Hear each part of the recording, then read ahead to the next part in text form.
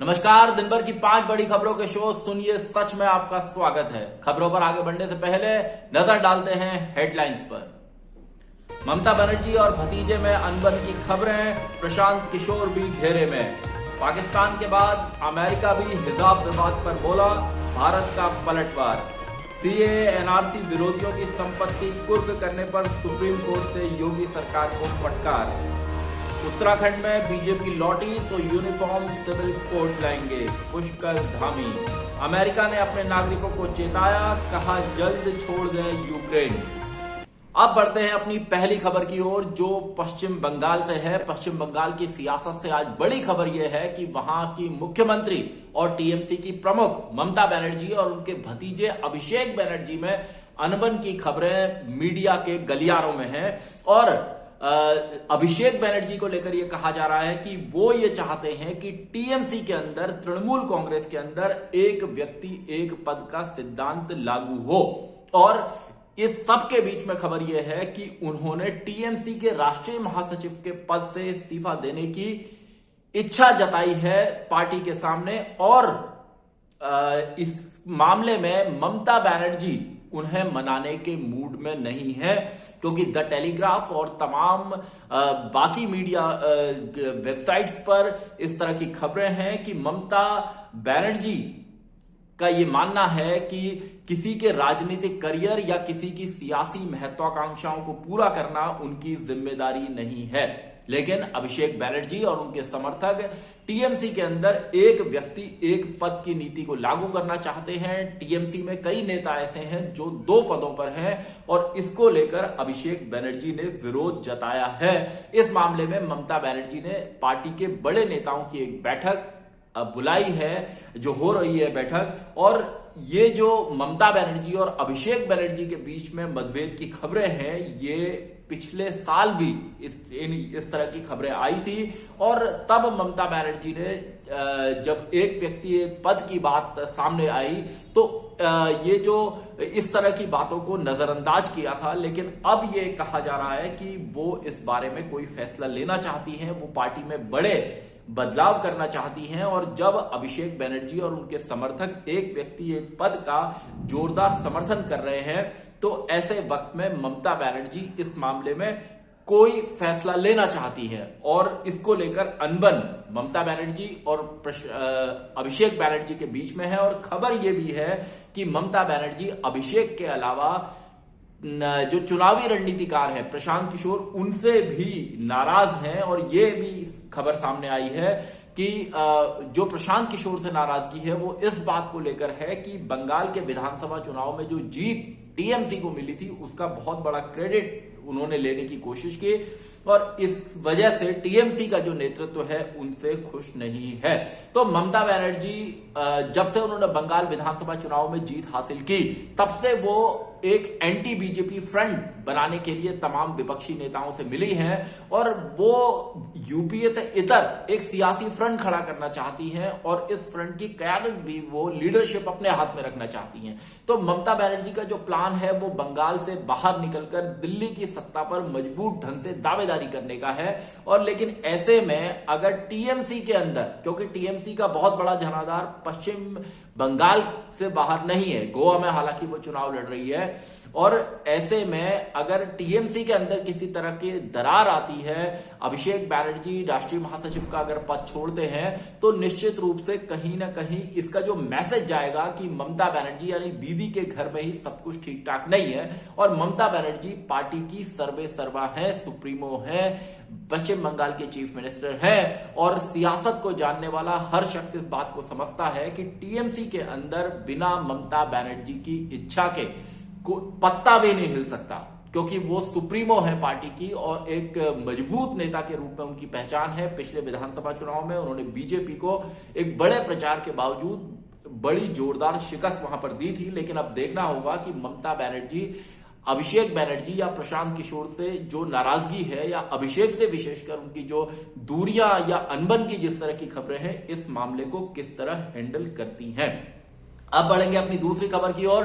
कर्नाटक में के कुछ स्कूलों में जो हिजाब विवाद चल रहा है उसके मामले में जब अमेरिका की ओर से टिप्पणी आई तो भारत ने भी उसका जवाब दिया है। भारत के विदेश मंत्रालय के प्रवक्ता अरिंदम बागची ने शनिवार को ट्वीट किया और इस बात को कहा कि कर्नाटक के स्कूलों में जो ड्रेस कोड का मामला है वो हाईकोर्ट में विचाराधीन है और हमारा जो संवैधानिक तंत्र है भारत का उसके दायरे में सभी मुद्दों पर मसलों पर विचार करते हैं और उनका हल भारत में निकाला जाता है। बागची ने कहा कि भारत के आंतरिक मामलों में ये जो टिप्पणी आई है अमेरिका की ओर से ये उकसाने वाली टिप्पणी है और इसे स्वीकार नहीं किया जा सकता। आपको ये बता दें कि अमेरिका जो अंतर्राष्ट्रीय धार्मिक स्वतंत्रता संगठन है, इंटरनेशनल रिलीजियस फ्रीडम है, उसमें अमेरिका के एम्बेसडर एट लार्ज रशद हुसैन ने इस बात को कहा था कि स्कूलों में हिजाब को बैन करना धार्मिक स्वतंत्रता का उल्लंघन है। रशद हुसैन के बारे में यह भी बताना होगा कि वो मूल रूप से भारतीय नागरिक हैं, वो अमेरिका में पैदा हुए लेकिन उनके पिता भारत में बिहार से थे और इस मामले में जब विवाद बढ़ा था तो पाकिस्तान की ओर से भी कुछ बयानबाजी हुई थी और तब AIMIM के चीफ असदुद्दीन ओवैसी ने पाकिस्तान को आईना दिखाया था और इस बात को कहा था कि ये हमारे घर का मामला है, आपको यहां नहीं देखना चाहिए और आप अपने घर में देखिए वहां क्या हो रहा है। ओवैसी ने इस बात को कहा था कि पाकिस्तान में ही मलाला पर हमला हुआ था और उन्हें घर छोड़कर बाहर जाना पड़ा था और असदुद्दीन ओवैसी हिजाब के मसले में लगातार काफी मुखर रहे हैं और हिजाब को लेकर अभी जो कंट्रोवर्सी है उस सब के बीच में जो पूरा विवाद है उसमें कर्नाटक में स्कूल कॉलेजों को 16 फरवरी तक बंद कर दिया गया है। इससे पहले भी वहां पर स्कूल और कॉलेजों को 3 दिन के लिए बंद किया था। कई शहरों में कर्नाटक के पुलिस ने फ्लैग मार्च किया है और बेंगलुरु में जो तालीमी इदारे हैं, जो एजुकेशनल इंस्टीट्यूशंस हैं, उसके बाहर प्रदर्शन करने पर 2 हफ्ते की रोक वहां की पुलिस ने लगा दी थी। महाराष्ट्र के मालेगांव में कल इस मामले में बड़ा प्रदर्शन हुआ था। सोशल मीडिया पर इसको लेकर माहौल गर्म है और कई जगहों पर इस मामले में विरोध प्रदर्शन हुआ है। अब बढ़ेंगे अपनी अगली खबर की ओर जो सीए कानून के मामले से जुड़ी हुई है। सीए कानून के विरोध में प्रदर्शन करने वालों के खिलाफ योगी सरकार की ओर से जो सार्वजनिक संपत्तियों के नुकसान के मामले में एक रिकवरी नोटिस जारी किए गए थे, उसको लेकर सुप्रीम कोर्ट ने कड़ी नाराजगी जताई है। सुप्रीम कोर्ट ने कहा है उत्तर प्रदेश की सरकार से कि वो इस बारे में जो रिकवरी से संबंधित कार्रवाई है, जो उसकी प्रोसीडिंग है, प्रक्रिया है, उसको वापस लेने का कोर्ट अदालत उसे आखिरी मौका दे रही है। सुप्रीम कोर्ट ने चेतावनी देते हुए कहा है कि अगर कार्रवाई वापस नहीं ली गई तो हम इसे खारिज कर देंगे क्योंकि ये नियमों के पूरी तरह खिलाफ है। अदालत ने उत्तर प्रदेश की सरकार से कहा कि उसे नियमों का पालन करना ही होगा। सुप्रीम कोर्ट ने यह बात परवेज आरिफ टीटू की ओर से एक याचिका दायर की गई थी और इस याचिका में यह बात कही गई थी कि जिला प्रशासन ने प्रदर्शनकारियों के खिलाफ नोटिस जारी किए हैं और प्रदर्शन के दौरान जो पब्लिक प्रॉपर्टी का जो नुकसान हुआ उसकी भरपाई के लिए इन रिकवरी नोटिसों की में इसकी बात कही गई है। और यूपी सरकार की ओर से अदालत में कहा गया कि भाई हमने एफआईआर दर्ज की और वसूली के लिए नोटिस जारी किया था और ये मामला दिसंबर 2019 उसके आसपास का है जब उत्तर प्रदेश में सीए के जो कानून बना था उसके खिलाफ बड़ी संख्या में विरोध प्रदर्शन हुए थे और तब सियासी माहौल इसे लेकर काफी गर्म हुआ था और उसके बाद जब योगी सरकार ने सार्वजनिक संपत्तियों के नुकसान को लेकर नोटिस जारी किए तो उसको लेकर सुप्रीम कोर्ट ने एक जो अर्जी दायर की थी उसमें योगी सरकार को इस तरह की जबरदस्त फटकार लगाई। अगली खबर की ओर बढ़ेंगे जो उत्तराखंड से है। उत्तराखंड में विधानसभा का चुनाव भी चल रहा है और 14 फरवरी को वहां पर मतदान होना है। उससे ठीक पहले वहां के मुख्यमंत्री पुष्कर सिंह धामी ने इस बात को कहा है कि अगर राज्य में बीजेपी की सरकार फिर से बन जाती है तो वो उनकी सरकार वहां पर यूनिफॉर्म सिविल कोड को लेकर आएगी। ये घोषणा उन्होंने चुनाव से ठीक पहले की है और ये समझा जा सकता है कि इसके कोई सियासी मायने हो सकते हैं।